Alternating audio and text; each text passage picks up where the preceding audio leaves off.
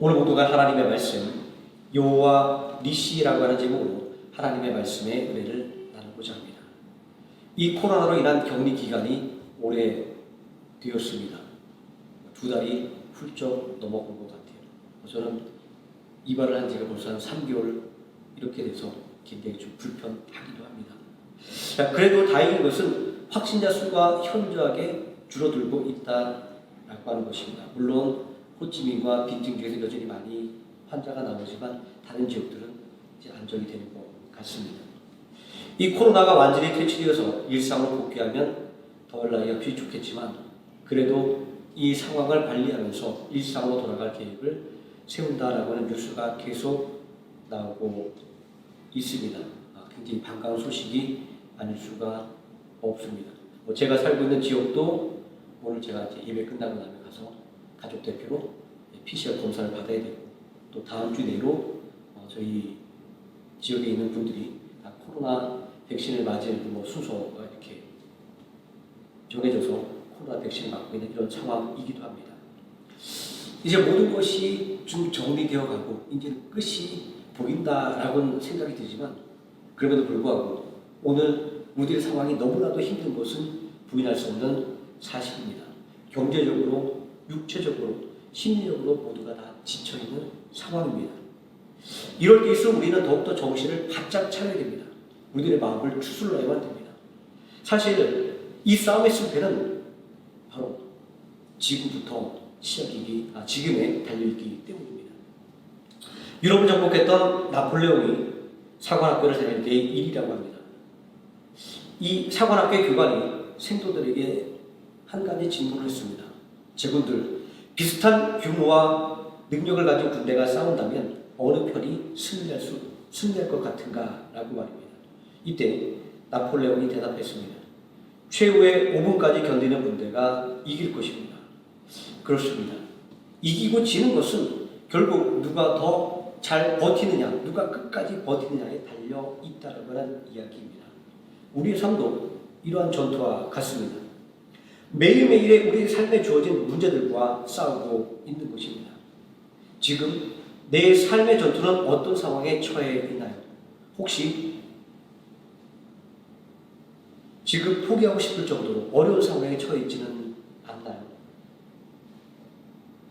이럴 때 마지막 5분을 견디는 군인들처럼 지금은 승리의 삶을 위해서 더욱더 인내하는 지혜가 필요할 때입니다. 이 말씀을 생각하면서 군대에서 불렀던 최후의 5분이라는 군가의 구절이 떠올랐습니다. 숨막히는 고통도 뼈를 깎는 아픔도 승리의 순간까지 버티고 버텨라 라고 시작되는 군가입니다. 최후의 5분이다. 끝까지 싸워라. 제가 어제 불러보니까 군대 제대한 지 한 25년 가까이 됐는데도 이 군가가 불러지더라고요.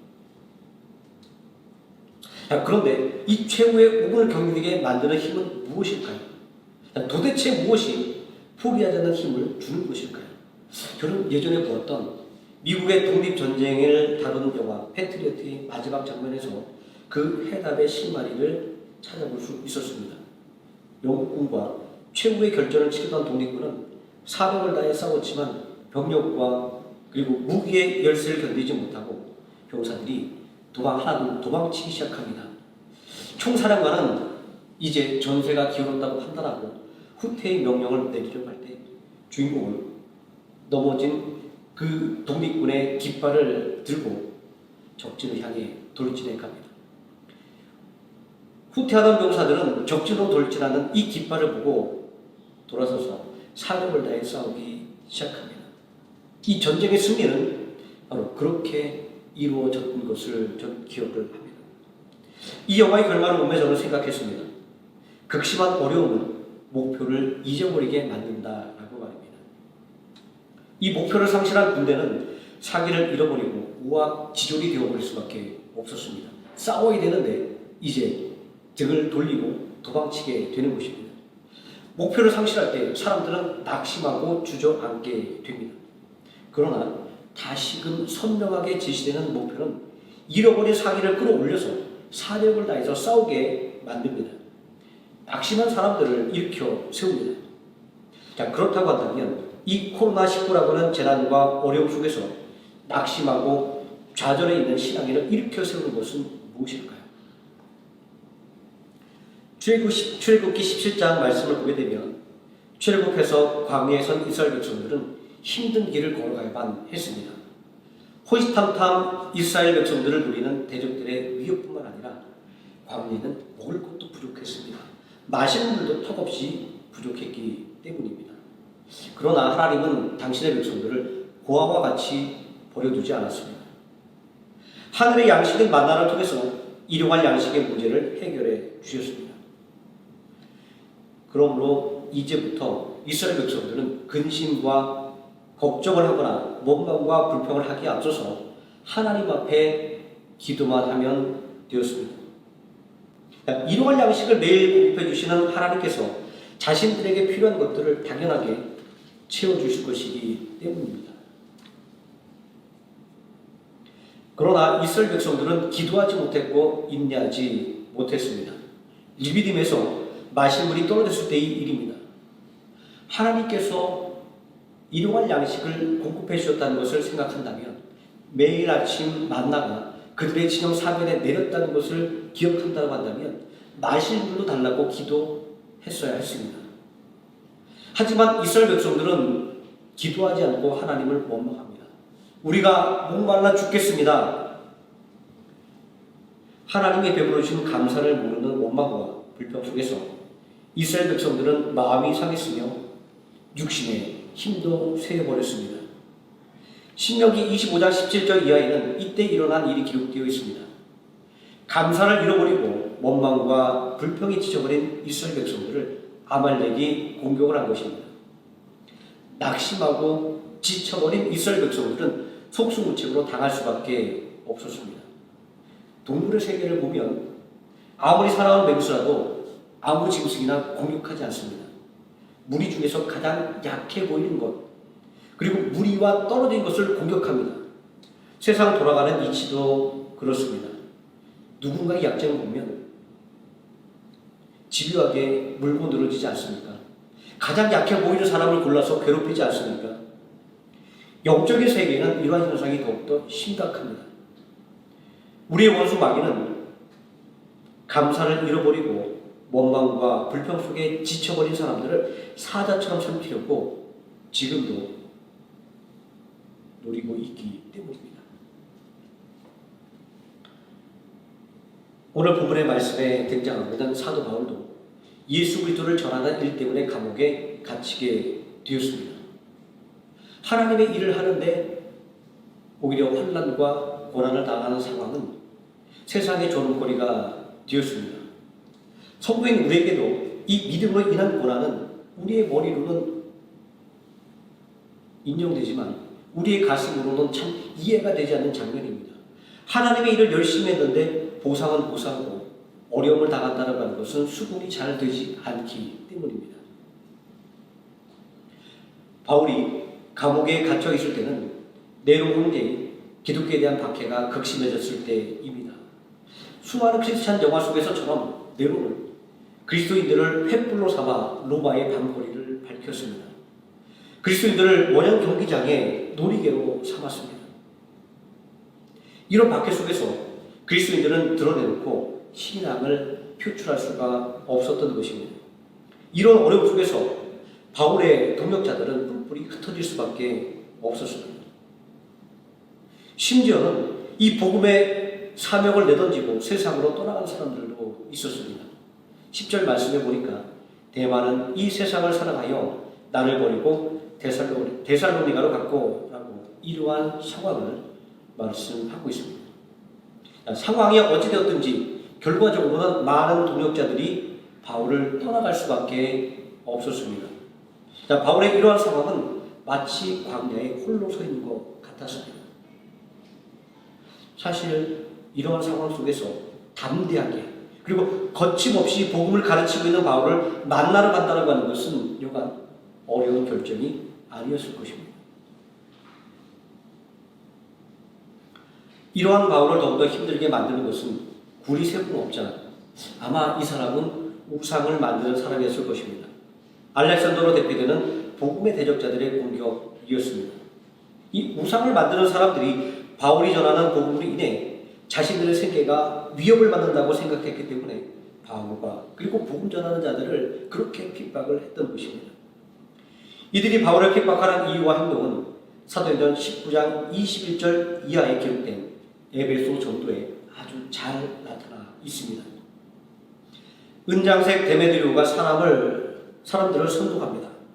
바울이 사람의 손으로 만든 것들은 신이 아니라니 우리의 이 영업이 천하해질 위험이 있을 뿐만 아니라 큰 여신 아데미의 신전도 무시당하게 된다라고 말합니다. 우리는 이 말 속에서 예수 그리스도의 이름이 전파되는 곳, 다시 말해 복음이 전파되는 곳에는 우상이 철폐되는 역사가 일어난다라고 하는 것을 알 수가 있습니다. 바울이 전한 복음 때문에 밥줄이 끊긴다고 생각했던 은장색 데메드리오는 우상 만드는 사람들을 선동해서 바울을 핍박했습니다. 첩첩산중, 설상가상 이런 말들이 바울이 처한 상황에 진정으로 어울리는 말들이었습니다. 그러나 바울은 이러한 상황에서도 어려움 때문에 자신을 떠난 사람들에게 조금의 허물을 돌리지 않았습니다. 또 어려움을 당하는 자신의 처지를 비관하지도 않았습니다.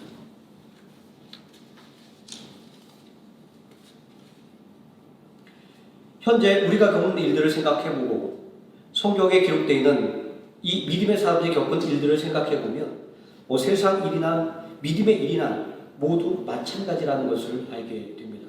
내가 원하지 않아도 싸워야 될 때가 있다라고 하는 겁니다. 내가 잘못하지 않아도 나에게 어려움과 그리고 고난이 다가올 수 있다라고 하는 것입니다. 우리를 괴롭히는 코로나19를 한번 생각해 보십시오. 세상 어느 누구도 반기지 않았는데 마치 스토커처럼 우리를 끈질기게 따라다니고 있지 않습니까? 이 연약해진 이스라엘 백성들이 아말렉에게 공격을 당한 것처럼 감옥에 갇힌 바울에게 박해와 시험이 가중되는 것처럼 코로나로 인해서 연약해진 성도들의 믿음을 빼앗으려는 원수 마귀의 시도는 계속되고 있습니다. 그러므로 우리는 그 어느 때보다 정신을 바짝 차려야만 될 것입니다. 성도는 이러한 믿음의 싸움을 어떻게 싸워야 될까요? 우리의 경험을 떠올려보면 싸움은 참 힘듭니다. 우리 집에서 많이들 싸워보잖아요. 부부 싸움도 하고 아이들과 싸우기도 하고. 그런데 이 싸움은 이겨도 시원치 않고 저도 마음이 편하지 않습니다. 그래서인지 우리가 보기에 싸울 것으로 여겨지는 사람들도 사실은 싸우는 것을 피하고 싶어 합니다. 그냥 싸우기 싫으니까 나 건드리지 말라고 강한 채 사나운 채 할 뿐이라고 하는 것입니다. 그래서 싸우는 것을 좋아하는 사람은 아마 결코 없을 것입니다. 그러나 현실은 무한한 싸움을 싸워야 하는 전장입니다. 비록 총칼을 든 싸움은 아니지만 말입니다. 이 피할 수 없는 싸움을 싸워야 하는 우리는 고민할 수밖에 없습니다. 어떻게 싸워야 되는지, 무엇으로 싸워야 되는지 그야말로 싸움의 기술에 대해서 고민을 할 수밖에 없습니다. 그렇다고 한다면 성경이 말하는 성도의 싸움의 방법, 싸움의 기술은 무엇일까요? 이스라엘 백성들이 아말렉과 르비딤에서 싸울 때의 일입니다. 하나님의 사람 모세는 이스라엘 군대를 향해 이렇게 말씀했습니다. 너희는 아말렉과 싸우라. 나는 기도할 것이다. 이날의 전쟁은 참 이상한 전쟁이었습니다. 군대의 싸움은 군대의 사기와 그리고 그 군대의 힘으로 말미암아 결정이 나는데 이날은 전혀 그렇지 않았기 때문입니다. 이 전쟁은 시작도 하기 전에 승패가 결정나 있다고 볼 수도 있었습니다. 왜냐하면 이 전쟁은 광야에 익숙한 아말렉에게 유리했기 때문입니다. 그런데 모세가 손을 들고 기도하면 전세가 역전되어 이스라엘이 우세하게 되었습니다. 또 반대로 모세가 지쳐서 손을 내리고 기도를 멈추면 다시 전세가 역전되어 미디안이 우세하게 되었습니다. 이 모습을 바라본 아론과 훌은 마침내 모세의 팔을 붙잡고 돕기 시작합니다. 이제 모세의 팔은 높이 들린 깃발처럼 전쟁이 끝날 때까지 내려오지 않게 되었습니다. 이제 모세의 기도는 전쟁이 끝날 때까지 멈추지 않게 된 것입니다. 모세의 손이 높이 들려 기도가 끊이지 않을 때 이스라엘은 결국 승리를 거둘 수 있게 되었습니다.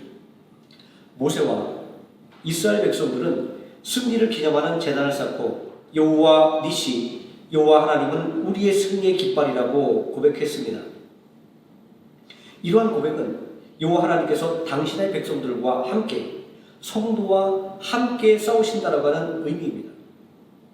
여호와 니시, 여호와 하나님의 깃발은 하나님께서 우리와 함께 하신다라고는 임마누엘의 상징인 것입니다.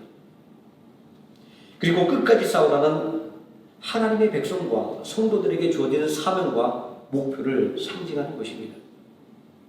여호수아와 이스라엘 백성들은 이러한 하나님의 승리의 깃발을 바라볼 수 있었기 때문에 끝까지 견디고 싸울 수가 있었던 것입니다.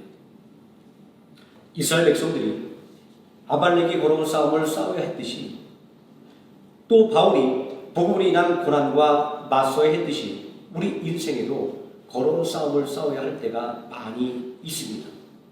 이 싸움은 인생의 고민일 수도 있고 인생의 무게일 수도 있습니다. 예기치 않은 질병이나 그리고 실패와 어려움일 수도 있습니다. 그러니까 이러한 인생의 어려움에 밀려올 때 우리는 낙심하기도 합니다. 자신감을 잃어버리기도 합니다. 원망과 불평 중에 거하기도 합니다. 성도인 우리에게도 이렇게 많은 고민과 어려움이 있습니다. 믿는 사람이라고 이런 문제들이 피해가는 것은 아닙니다. 이런 상황 속에서 우리는 생각할 수밖에 없습니다. 내게 주어진 이 삶의 무게를 감당할 수 있을까? 또 내게 주어진 일들을 잘 해낼 수 있을까라고 말입니다.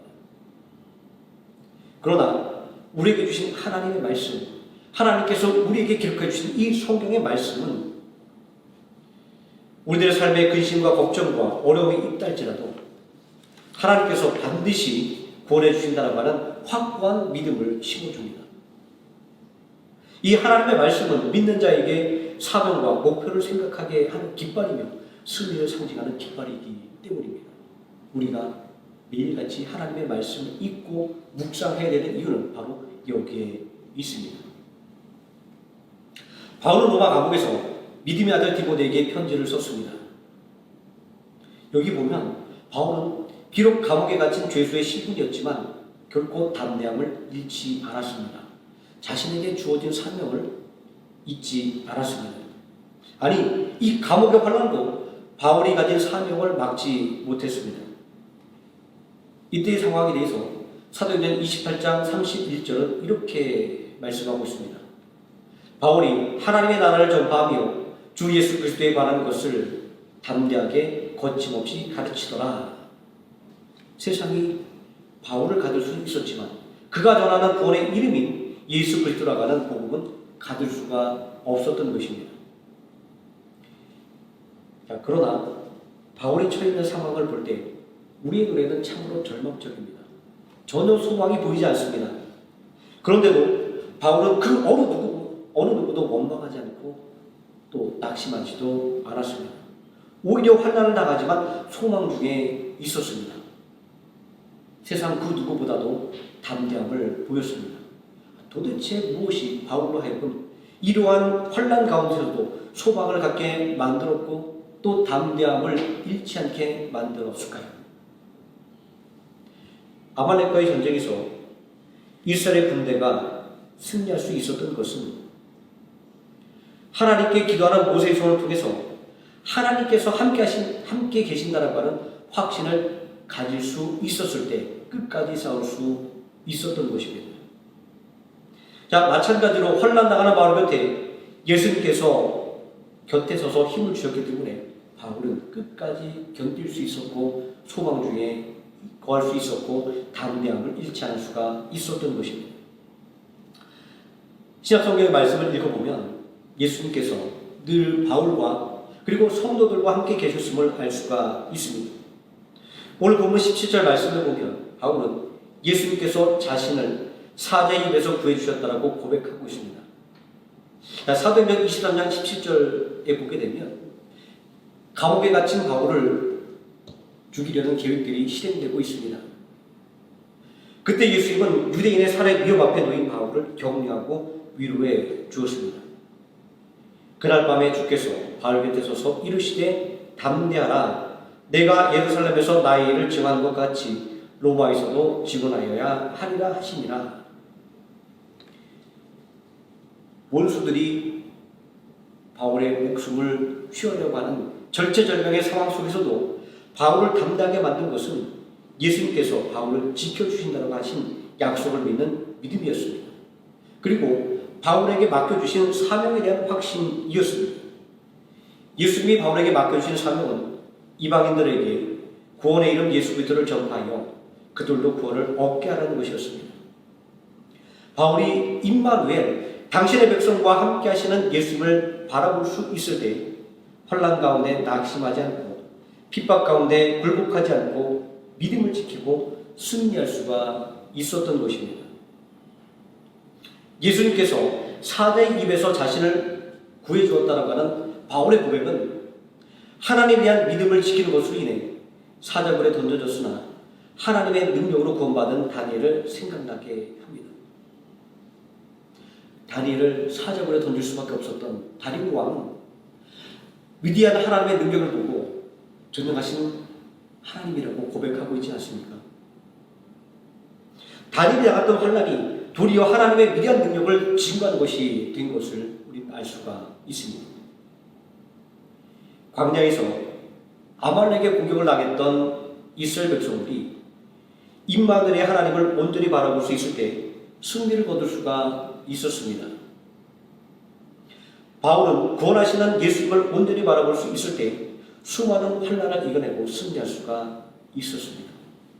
바울은 오늘 본문 18절에서 이렇게 고백하고 있지 않습니까?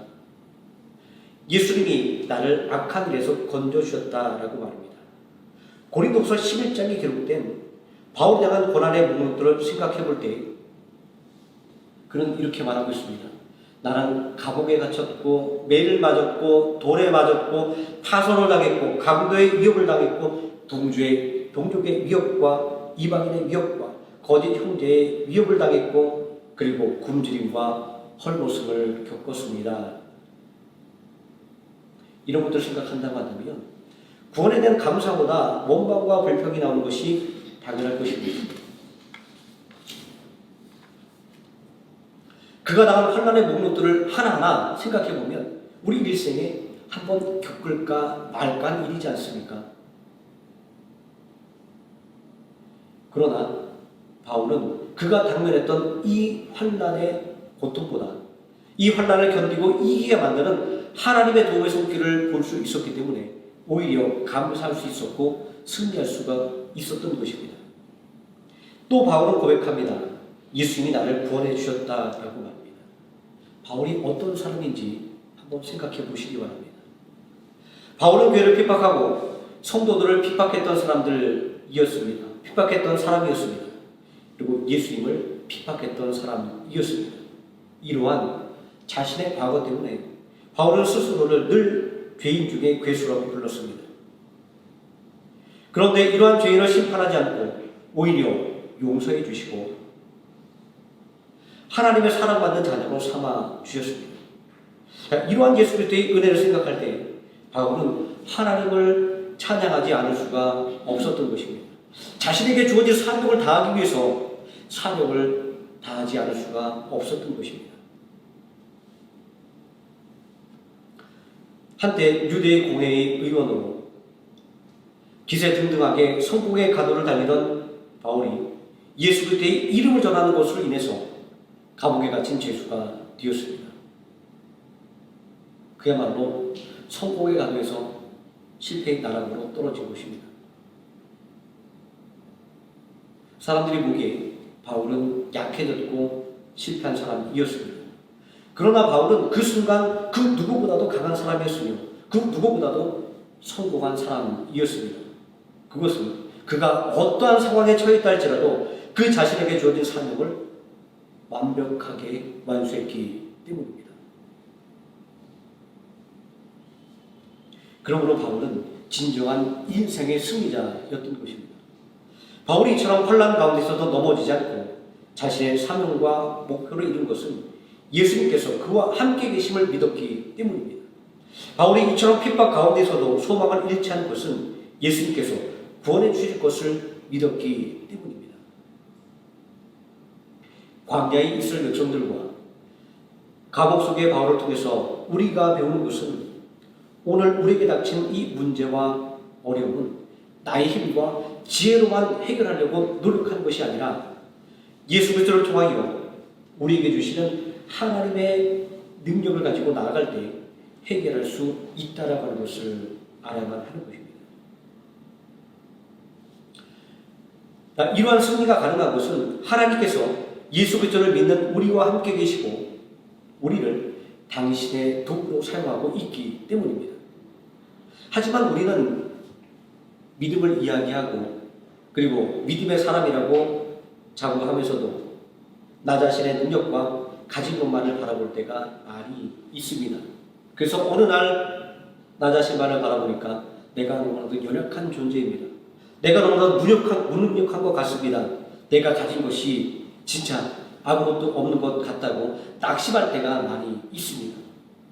왜냐하면 나 자신만을 바라볼 때는 앞이 보이지 않을 때가 있기 때문입니다. 그러나 우리가 예수 그리스도를 믿는 믿음 안에서는 소망이 있습니다. 그것은 내 힘과 내 지혜로만 살아가는 것이 아니라 내 힘과 내 지혜만 가지고 문제를 해결하는 것이 아니라 믿음 안에서 하나님께서 우리에게 주신 능력으로 말미암아 내게 맡겨진 일들을 수행할 수 있고 그리고 내게 다가오는 모든 문제들을 맞설 수 있게 되기 때문입니다. 불리한 상황에서 전쟁을 해야만 했던 광야의 이스라엘 백성들, 복음 때문에 감옥에 갇힌 바울, 이들은 누가 보기에도 연약해 보였고 심지어는 실패한 것처럼 보였지만 그들은 마침내 승리를 거둔 사람들이었습니다. 최후의 승리자는 이스라엘 백성과 바울이었습니다. 그들이 이렇게 최후의 승자가 될 수 있었던 것은 사람과 환경만을 바라본 것이 아니라 전능하신 하나님의 구원을 바라보았기 때문입니다. 오늘 우리도 마찬가지입니다. 하나님은 승리의 깃발을 오늘도 우리가 바라볼 수 있도록 높이 들고 있습니다. 누구든지 이 깃발만 바라본다고 한다면 낙심해서 일어설 수가 있고 그리고 절망 중에서 다시 일어설 수가 있게 되는 것입니다. 우리 주님이신 예수님이 높이 달린 십자가가 바로 그 승리의 깃발입니다. 하나님은 분명히 우리에게 약속하고 있지 않습니까? 누구든지 십자가에 달린 예수님을 구원자 그리스도로 믿으면 구원을 받고 예수님과 함께 승리와 영광을 함께 누리게 된다고 말입니다. 이 승리의 깃발을 바라보시기 바랍니다. 우리 주님의 십자가를 바라보시기 바랍니다. 우리가 이 승리의 깃발인 십자가를 온전히 바라볼 수가 있다고 한다면 오늘 우리가 말씀을 통하여 알게 된 이 믿음의 선지들의 승리가 바로 오늘 우리의 승리로 반복되어 재현될 것이기 때문입니다. 기도하시겠습니다. 전능하신 아버지 하나님, 오늘 극심한 어려움 가운데서도 여호와 하나님을 온전히 바라보고 함께 하시는 예수 그리스도를 바라보는 말미암아 승리를 거둔 믿음의 사람들을 만났습니다. 오늘 우리들의 삶 속에서도 그들이 당했던 그런 어려움들과 또 그러한 영적인 싸움들이 우리를 괴롭히고 있습니다.